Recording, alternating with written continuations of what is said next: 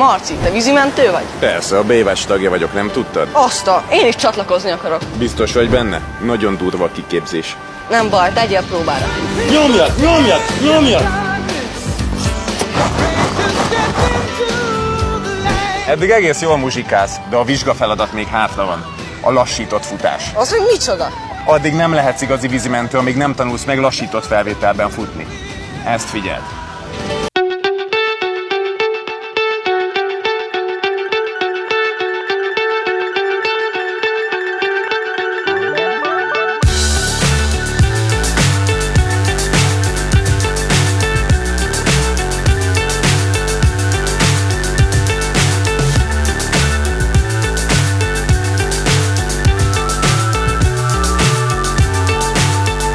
Felelősségvállalást, hogy közvetlenül felelhetsz mások. Csajok imádják a vízimentőket. Ez is egy szempont.